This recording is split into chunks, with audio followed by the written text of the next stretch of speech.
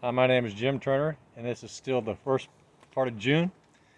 And so when I put my swarm into the hive, what I did was I just bounced the beehives back and forth from their original spot in the peach tree. And what they do is they'll fly up in that old beehive, go inside, come out, do a boomerang right in front of my nose, and beeline it for their home base. I think that's just funny. They don't hang around up there very long. It's like they got two homes, but one's brief. So what I should have done the first day is not leave it there, because they would have smelled the queen's pheromones in that hive there, and they would have went to it. Those girls, they were fanning, trying to get her pheromones out to attract all the lost girls, and but they're going back up there for nostalgia reasons, I suppose. But so what I'm going to do is I'm going to rebait that one and shoot for another. I got another one up in the tree in the front, and yeah. So I'll just keep some baited hives there.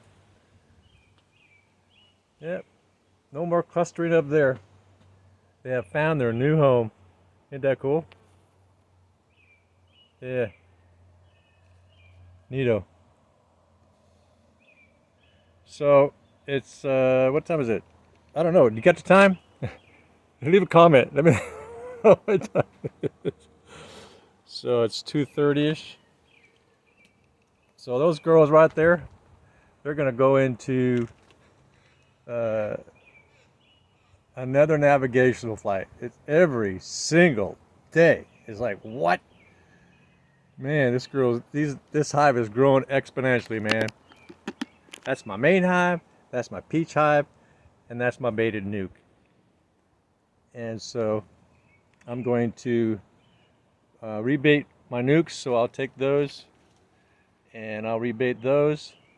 What I've learned is, now most of the people who see my podcast for the first, oh yeah, please subscribe, thumbs up, leave a comment if you want, ring the bell. This podcast goes nowhere without your help.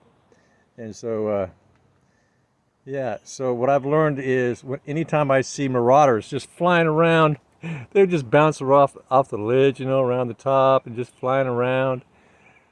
And so I was seeing that back in March, and well, yeah, so most of the people who are seeing my podcast are seeing it for the first time. So you folks who've already seen my podcast, you'll notice I repeat certain things because they're really important things. Things that are really important are worth repeating. It's like a good movie. Good movie's worth watching more than once, usually. Those movies I've watched 10 times. Sometimes three, like, get done watching it, and the next night I'll watch it again. It's like, what? So, good information.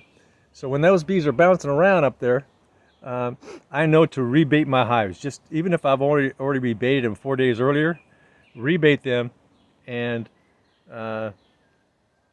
make sure there's no spiders and stuff, because I've been seeing marauders bounce around the hive since the end of March or middle of March, somewhere in there. And after that swarm came in, I have seen no bees bouncing around my hive. Zero. Not a one. And they were bouncing around every day back in March. Every day, anytime I come back here and sit, taking my breaks, they were bouncing around the hive.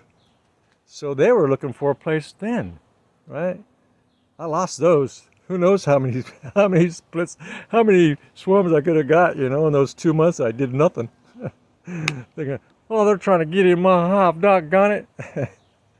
No, they're just looking for a weak hive so they can maybe go occupy it. I don't know. So, yeah, so anytime you see marauders, I'd recommend, if you want to catch a swarm, go check your bees, if you've got baited boxes, go make sure there's no earwigs and spiders and ants and all those kinds of things. Make sure it's clean. Rebait it. I use lemongrass oil, just a little tiny bit. Got this little tiny jar. The jar is about that big, but man, that stuff is powerful. Holy smoke. Just a tiny, not even a drop. just fills the air. So yeah, they just love that stuff. And so that's what I did with all 6 of my baited nukes. And I had bees in every single one of them. Eeny, meeny, miny, mo, and they picked that one. Pretty cool. So yeah, you guys want to catch some swarms? Yeah, if you got trees, put them in the tree if you can, because they. So that one was in the tree, and that one was down there. And I had 3 over there. There was a big one like that one. I took it in the garage because I'm prepping another one for bottom screen board and sizing everything up and getting it prepped because I'm thinking about doing a split here soon. And that hive there, I put that super up there about a month and a half ago. And I looked last night or yesterday towards the evening, and they have not built out those frames. So yeah, so I'm going to do is I'm going to take that queen divider off. Maybe they're having some problems getting through that queen divider with their load, so that their size, and then with that load, their legs are loaded too, and their loads either can't get through with their load or it's falling off. Because I've seen a lot of pollen on my observational panel. So yeah, I'm going to take that queen divider off. Yeah, that'd be fine. And so there it is, man. This is today's activity. Yeah. There you go. Please subscribe, thumbs up, ring a bell. It's just an update. So they navigated to so the ones that were going up there they're going up there for a while. They're still kind of exploring it now. It's it. I remember this place, and then they'll just do this boomerang thing right in front of my house, and then my face, and then go right into that one. It's like, oh yeah, yeah. It's kind of like, you forget, you walk in and you put your keys down somewhere and you don't remember, and you go to look for those keys in the place that you remember they're not there. I don't know. That's kind of how they're acting. It's like, oh wait, I didn't put my keys here. Oh, it's down over here. Yeah, they want to keep going back up there. Some of them, and then they get that. Oh yeah, yeah, yeah. I'm down here, and then they'll just boomerang it right down into there. Yeah, pretty cool. There's no, yeah, it just now did it. Just now did it. So it went up there, and a boomerang right in front of my face, and right in front of this camera. You might have seen it, and it went right in there. It's like, oh yeah, yeah, yeah. I didn't leave my keys in this box. I left it in the other one. How do they think like that? No, they don't have keys. Jeez. It's a metaphor. Metaphor, metaphor. That's what it's for. Um, anyway, so I thought I'd share this day with you. So they got all that blackberry flowers up there. They're all up and in them. There's a lot of things feeding on those blackberries. All kinds of stuff. They got more food right now than they know what to do with. There are so many things flowering in this backyard.